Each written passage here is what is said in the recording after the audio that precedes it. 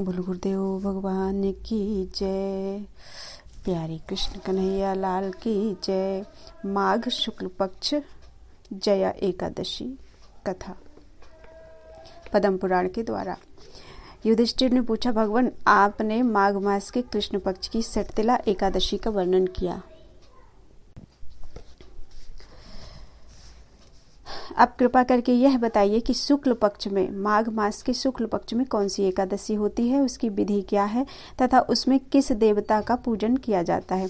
भगवान श्री कृष्ण बोले, राजेंद्र बतलाता हूँ सुनो। माघ मास के शुक्ल पक्ष में जो एकादशी होती है उसका नाम जया है। वह सब पापों को हरने वाली उत्तम तिथि है। पवित्र होने के साथ ही पापों का नाश करती है तथा मनुष्यों को भोग और मोक्ष प्रदान करती है। इतना ही नहीं, वह ब्रह्म हत्या जैसी पाप तथा पिशाचत्व का भी विनाश करने वाली है। इसका व्रत करने पर मनुष्यों को कभी प्रेत योनि में नहीं जाना पड़ता। इसलिए राजन, प्रयत्न पूर्वक जया नाम की एकादशी का व्रत करना चाहिए। एक समय की बात है, स्वर्गलोक में देवराज इंद्र राज्य करते थे। देवगण पारिजात वृक्षों से भरे हुए नंदन वन में अप्सराओं के साथ विहार कर रहे थे। 50 करोड़ गंधर्वों के नायक देवराज इंद्र ने स्वेच्छानुसार वन में विहार करते हुए बड़े हर्ष के साथ नृत्य का आयोजन किया। उसमें गंधर्व गान कर रहे थे, जिनमें पुष्पदंत, चित्रसेन तथा उसका पुत्र ये 3 प्रधान थे। चित्रसेन की स्त्री का नाम मालिनी था।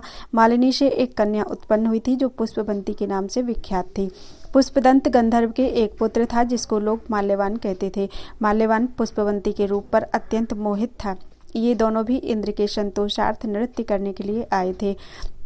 इन दोनों का गान हो रहा था। इनके साथ अप्सराएं भी थी। परस्पर अनुराग के कारण ये दोनों मोह के वशीभूत हो गए। चित्त में भ्रांति आ गई, इसलिए वे शुद्ध गान ना गा सके। कभी ताल भंग हो जाता और कभी गीत बंद हो जाता था। इंद्र ने इस प्रमाद पर विचार किया और इसमें अपना अपमान समझकर वे कुपित हो गए। अतः इन दोनों को शाप देते हुए बोले, ओ मूर्खों, तुम दोनों को धिक्कार है। तुम लोग पतित और मेरी आज्ञा भंग करने वाले हो। अतः पति पत्नी के रूप में रहते हुए पिशाच हो जाओ। इंद्र के इस प्रकार शाप देने पर इन दोनों के मन में बड़ा दुख हुआ। वे हिमालय पर्वत पर चले गए और पिशाच योनि को पाकर भयंकर दुख भोगने लगे।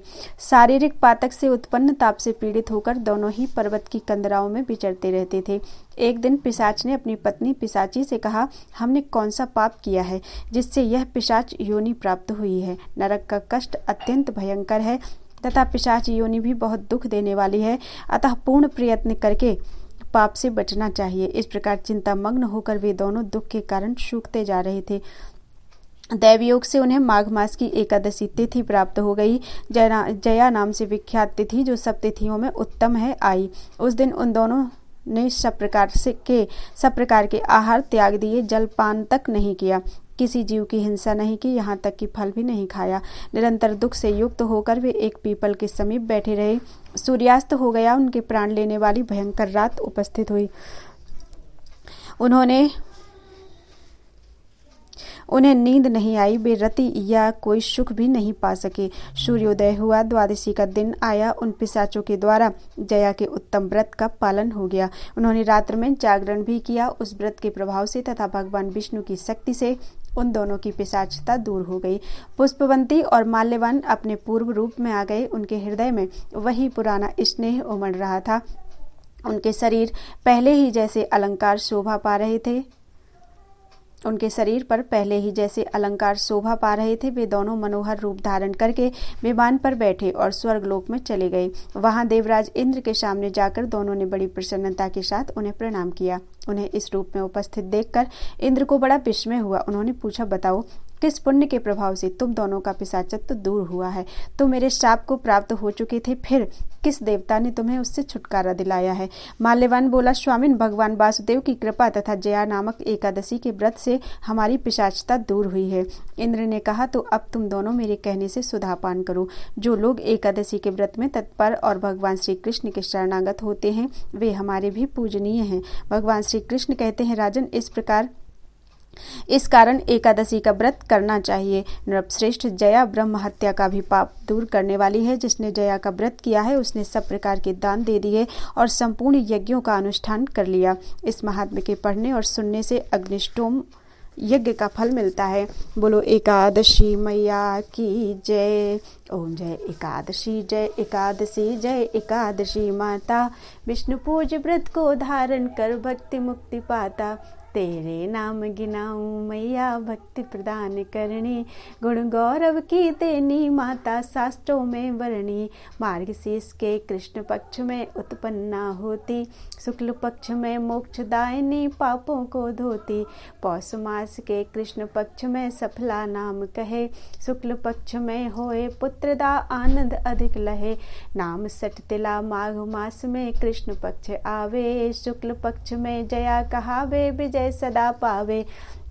विजया फागुन कृष्ण पक्ष में शुक्ला आमल की। पाप मोचनी कृष्ण पक्ष में चैत्र मास बल की। चैत्र शुक्ल के नाम कामदा धन देने वाली।